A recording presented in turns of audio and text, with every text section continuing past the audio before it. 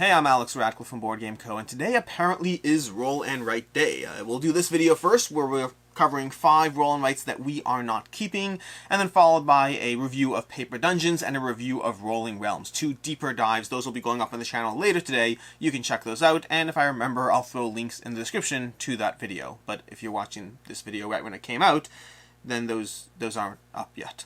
But either way, these are 5 roll and writes that we're not keeping. I was originally going to title this video 5 roll and writes that did not work for us, but that's not true.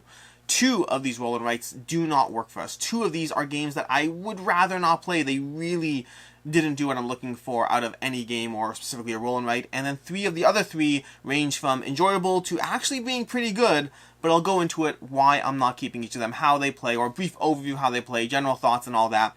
As usual, timestamps down below, and I'm going to start it from my least favorite to my favorite in these 5. And there are some pretty good games here, but we'll talk about it. Starting off the bat, let's go ahead with Escape Roll and Write. Escape Roll and Write, this is one from Queen Games. You may have noticed that all 3 of the Queen Games roll and writes are in here. Queen Games put out some fantastic games. Unfortunately, their roll and writes did not stick with me. Some of them are enjoyable. This one was not for me. You see, this is basically abstracting Escape. All of these are taking existing properties, Escape, Alhambra, and Copenhagen, and then turning them into roll and write games. From their parent games, I've played Escape, I've played Alhambra, I have not played Copenhagen. So however that factors into my review or opinion, take that into account or whatnot. But Escape is abstracting the general idea of the real-time rolling of your dice so you can wander through a dungeon collecting various, or wander through a tomb or temple, probably a temple, that's the one. Wandering through temples, collecting various sets of goods, scoring them in, cashing them in for points, all while acquiring bonuses, ultimately in the goal of getting the most points. You're working together in this, trying to basically hit a certain point milestone, depending on the player count, before time is up. I didn't like this. Not really at all. First of all, to begin with, this did not abstract that real-time element of what Escape is known for. Escape is not known for being a game where you gather stuff out of a temple. Escape is known for being a real-time game, and this completely removes any degree of real-time from that, which I don't necessarily have a problem with. Maybe it would or wouldn't have worked, but it ends up not feeling like Escape. It ends up feeling, as you roll dice, as you try to wander around, collect various items, it doesn't feel that rewarding. It doesn't give me that tense, enjoyable feeling that Escape did. And the bonuses are mostly lackluster, and getting sets of items feels like a lot of work with very minimal return. This is a game that the things I like in roll and writes, there was not a lot of complex depth going on, there was not a lot of intertwining decisions, there were not a lot of things that played off one another. The decisions were lacking in variability. It gets off the bat. Every time you play this is basically the same game. So it's lacking variability, it's lacking tense decisions, it doesn't have what I was looking for from a roll and write, nor does it distill the feeling of the parent game. Escape didn't work for me on any count. Moving onwards from there, we have Lost Cities. Lost Cities Roll and Write. Now this one is already a step upwards. This one is already a game that I enjoy to a certain extent, despite putting it as my lowest of the 2, of the games that I have no interest in ever playing this one again. But the reason I have no interest in playing this one ever again is not because this one was not enjoyable. It's going to have that same aspect of the original Lost Cities, where you have these different pathways you're trying to go up. You're going to be rolling dice, trying to go up in these different pathways, trying to put numbers and build those orders, and if you go high enough in a pathway, you'll start getting these large chunk of points. But if you score too low in a pathway, then you're not going to get anything. You'll in fact score negative points. If you manage to fill in the bottom score, you'll get that doubling of your points. All these different things you're trying to take account, but you also potentially lose more points. Then there's some bonuses on the side, there's ways to earn different pots and different things, all that going on in here. It was fun. It was fine. It had that aspect that you'll find both in some roll and writes in games like Quinto or whatnot, where you have these patterns you're trying to build out. You have to build the numbers in ascending order, and so how you place those numbers is important. It has that aspect of Lost Cities, where you're building out pathways and you'll score negative points if you don't score too well, but you score really high positive points if you score really well. So you want to concentrate your energy where you think you can get the highest returns. Going too far, spreading yourself too thin, will result in having a whole lot of negative points or a middling amount of positive points. Whereas if you focus correctly on 3 or 4 tracks, you might be able to get a lot of points. It was fine. My problem is it felt like a less fun version of its big brother, the original Lost Cities card game. The original Lost Cities card game from Randa Knizia is a fantastic game. And I think to a certain extent, part of my disappointment with this game, part of my disappointment with Lost Cities Roll and Write, comes from the fact that to a certain extent, roll and writes that are based off a parent game. When you have, I think 4 of the 5 games on the table are based off of another game, a larger game. And so when you have that, I expect that to be solving a problem. The original game is bigger, it's longer, and so the roll and write makes it more accessible. Do you know what's not bigger or longer? Lost Cities, the card game. Lost Cities, the card game is already fully accessible as is. It is already slightly, marginally larger than this box, and the game time is basically the same game time as this one. Maybe an extra 5 minutes. I can't imagine. I mean, this says 30 minutes in the box. I think the original one says 30 minutes. My recollection from playing them both is they're roughly the same length of time. So why would I ever choose Lost Cities Roll and Write when Lost Cities, the card game, is simply a better experience, giving you the same feeling but better, in my opinion. So it's not that this is bad. This was actually totally fine. I just can't see a reason why I'd ever recommend or play this over Lost Cities, the card game. Moving upwards from there, we have, I'm going to go with Copenhagen. Now, this one's really a tie. Copenhagen and Alhambra are really tied in terms of how much I like them from these two, which should tell you that Dice Trip is at the very top of the stack from these 5 games. Copenhagen, which is abstracting the polyomino building of, well, Copenhagen, the full board game. Like I said already, I have not played the original Copenhagen, so I cannot comment overtly on that.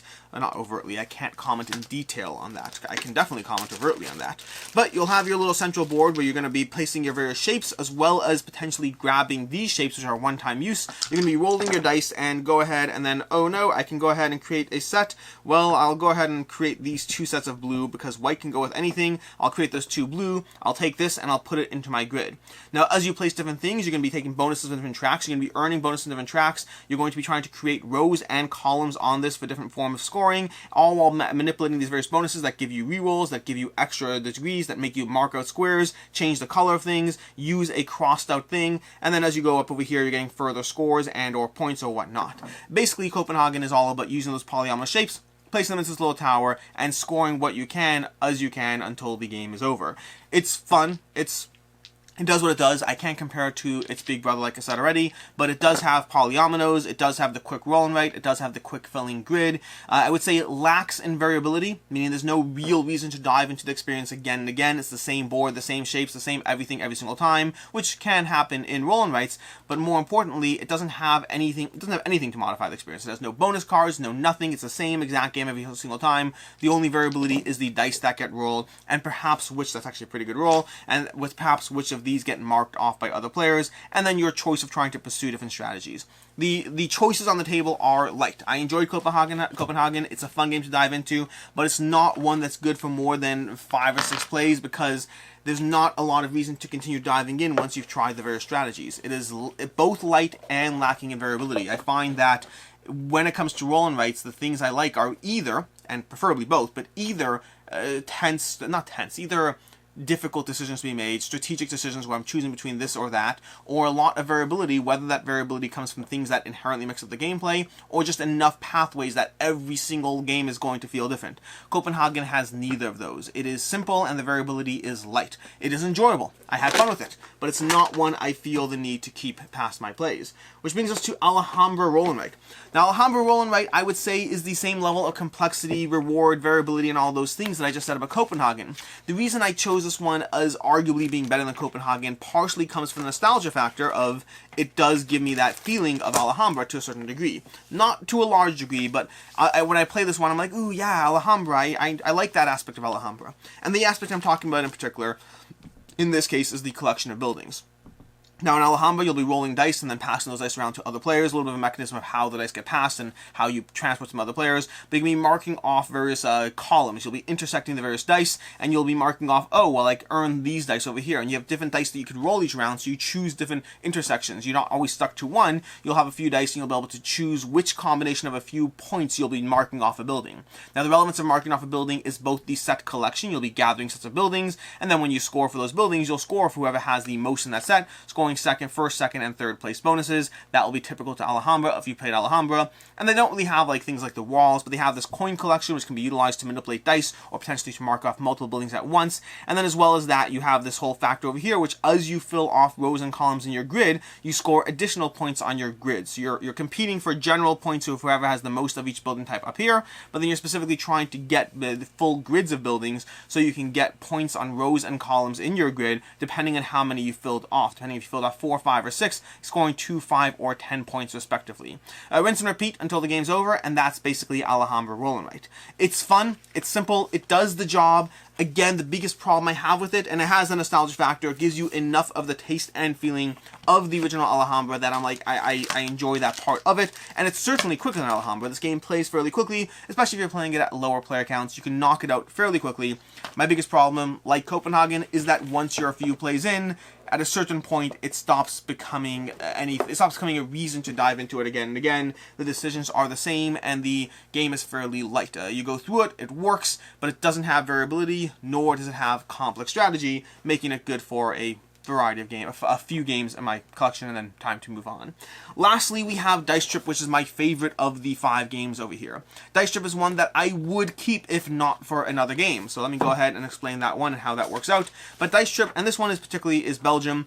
This is from Helvetica Games, and they have a bunch in the series. Also, can I just give them major props for the fact that they include gigantic pencils in their game, contrasted with the Clean Games ones, and I believe even the Lost Cities. I don't think Lost Cities provided either.